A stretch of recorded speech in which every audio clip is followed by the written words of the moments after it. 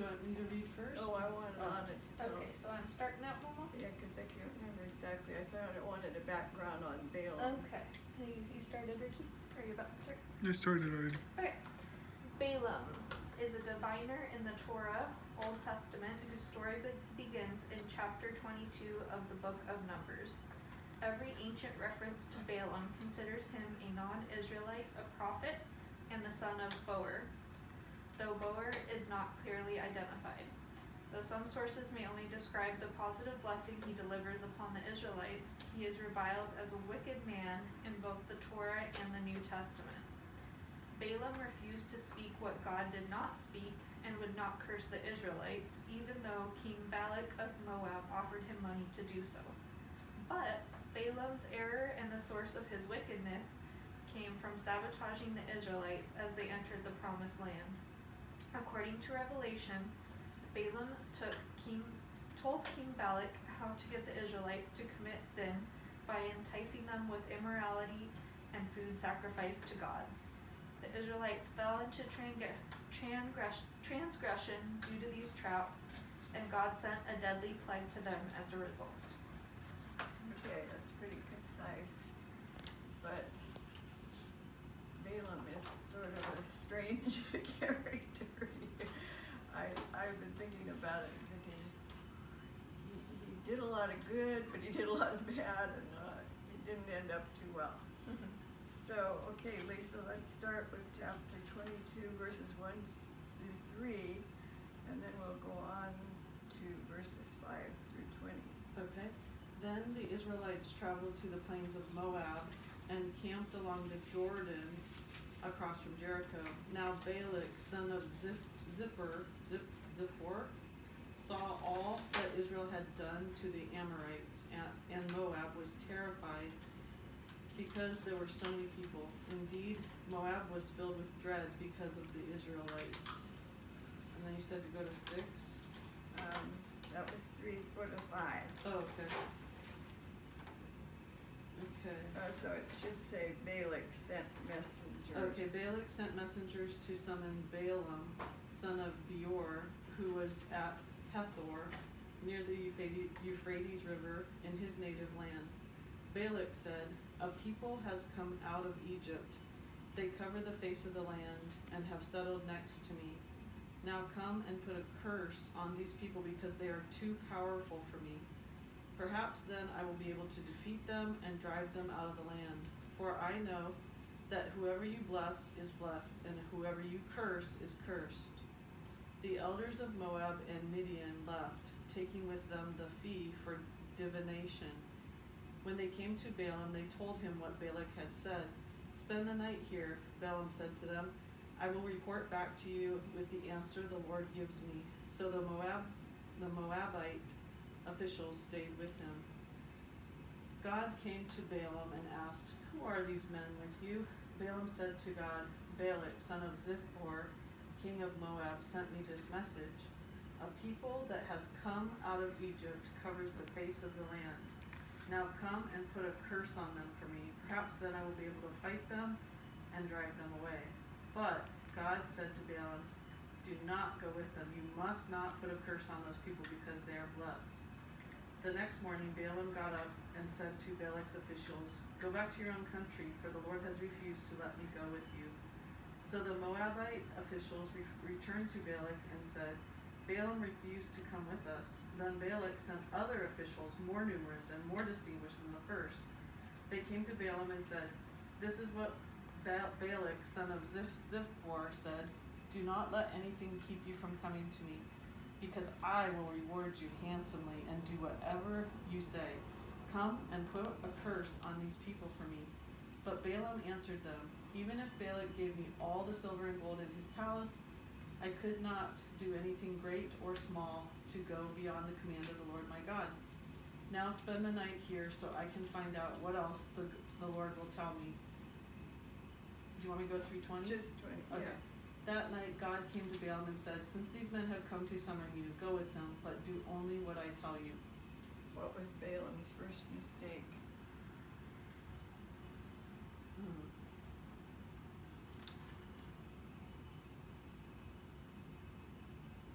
like, I guess, continuing to, like, entertain, like, Yeah. the discussion with them? Right. He said, well, I'm gonna check with the Lord to see if I should do this, whereas he probably already knew that he shouldn't do it, but that was his reply. And then God says, let's see, what does he say? Then Balak sent some more guys, and they're saying they're gonna give him a lot of money for coming, and so he's saying, well, let me check with the Lord again. That night, when God came to Balaam, he said, since they've come, you go with them, but do only what I tell you to do. Okay, now we've got the same chapter, verses 21 through 30. Who wants to read that? That's chapter 22, verse 21 through 30. Numbers? Oh, I'm sorry. Oh, I had these little maps that show, they're so tiny. They show where Moab is located and where Jericho is. And who are these people that the king of Moab is talking about? I don't know. People who came out of Egypt. Oh, so the Israelites? Right. They've been slaves down there for like 400 years or something. And now they're out here wandering in the wilderness. Here's Jerusalem over here, and they've come up from Egypt, gone across the Red Sea, and they're wandering, and so king of Moab wants to get rid of them. Okay. So Numbers 21 through 30? No, 22, 21. Yeah. You thought you had it. 22, 21 through 30. Yeah. Got it. Here we go. So Balaam got up the next morning and saddled his donkey, then left with the Moabite officials. Balaam was riding his donkey to Moab, and 2 of his servants were with him. But God was angry that Balaam had gone, so one of God's angels stood in the road to stop him. When Balaam's donkey saw the angel standing there with a sword, it walked off the road and into an open field. Balaam had to beat the donkey to get it back on the road. Then the angel stood between 2 vineyards in a narrow path with a stone wall on each side. When the donkey saw the angel, it walked so close to one of the walls that Balaam's foot scraped against the wall. Balaam beat the donkey again. The angel moved once more and stood in a spot so narrow there was no room for the donkey to go around, so it just lay down. Balaam lost his temper, then picked up a stick and whacked the donkey. When that happened, the Lord told the donkey to speak, and it asked Balaam, "What have I done that made you beat me 3 times?" Like those big teeth that looks like clay. What have I done? "You made me look stupid," Balaam answered. "If I had a sword, I'd kill you here and now." "But you're my owner," answered the donkey, "and you've ridden me many times. Have I ever done anything like this before?" "No," Balaam admitted. Okay. And now we're going to, who wants to read on, starting with 31 through 38 in that same chapter? I'll read. Then the Lord opened Balaam's eyes, and he saw the angel of the Lord standing in the road with his sword drawn. So he bowed low and fell face down. The angel of the Lord asked him, "Why have you beaten your donkey these 3 times? I have come here to oppose you because your path is a reckless one before me." The donkey saw me and turned away from me these 3 times. If it had not turned away, I would certainly have killed you by now, but I would have spared it. To what? 38? Spared the donkey, yeah. Her. Okay. Balaam said to the angel of the Lord, "I have sinned. I did not realize you were standing in the road to oppose me. Now if you are displeased, I will go back." The angel of the Lord said to Balaam, "Go with the man, but speak only what I tell you. So Balaam went to Balak's office of officials. When Balak heard that Balaam was coming, he went out to meet him at the Moabite town on the Arnon border, at the edge of his territory. Balak said to Balaam, "Did I not send you an urgent summons? Why did you come to me? Why didn't you come? I am really not able to reward you." And 38 also know that? Yeah. "Well, I have come to you now," Balaam replied, "but I can't say whatever I please. I must speak only what God puts in my mouth." All right. Very good. And then I need someone who will read chapter 23, verses 7 to 12. You said you want to Mhm. do that one. Yes. Chapter 23. 3 verses 7 to 12. This is Balaam's response to Balak. Then Balaam spoke his message. Balak brought me from Aram, the king of Moab, from the eastern mountains. "Come," he said, "curse Jacob for me. Come, denounce Israel. How can I curse those whom God has not cursed? How can I denounce those whom the Lord has not denounced? From the rocky peaks I see them, from the heights I view them. I see a people who live apart and do not consider themselves one of the nations. Who can count the dust of Jacob, or number even a fourth of Israel? Let me die the death of the righteous, and may my final end be like theirs." And who are the dust of Jacob? What does that mean? His kids and his Right. Abraham His had kids. said, "Oh, you're going to have more descendants than the sands of the sea and the stars of the sky." Go ahead, honey.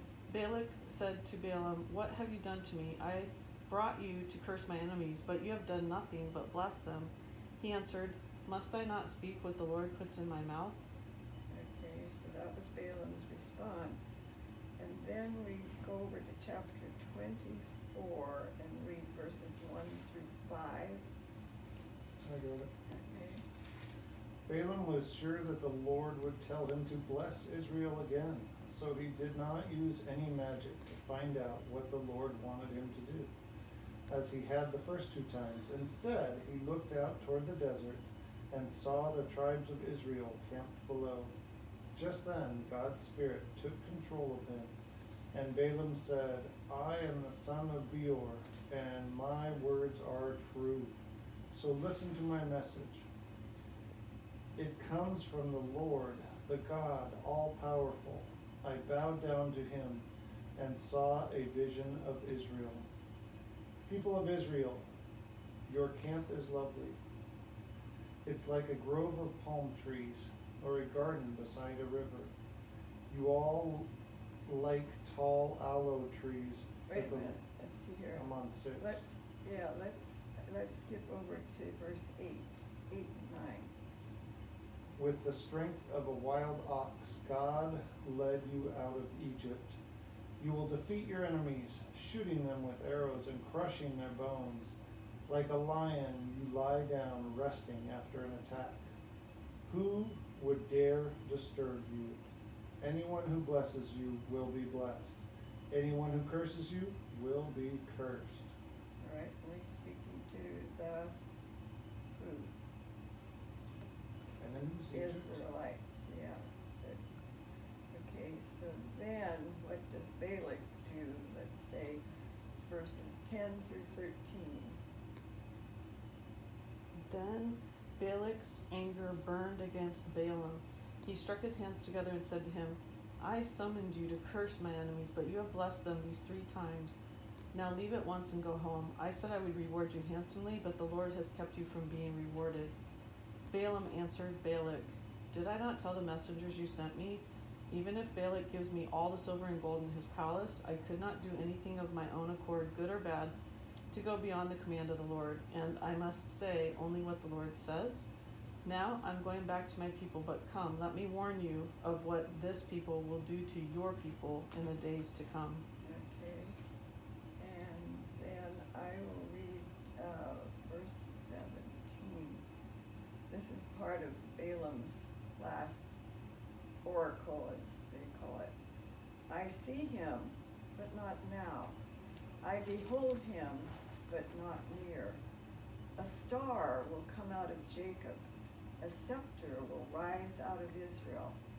So who do you think that is referring to? The star coming out of Jacob. Scepter, which is the rod that rulers hold in their hands, will come out of Israel. It has to be Jesus. Yeah, when you think of Jesus in Revelation, he calls himself the bright and morning star.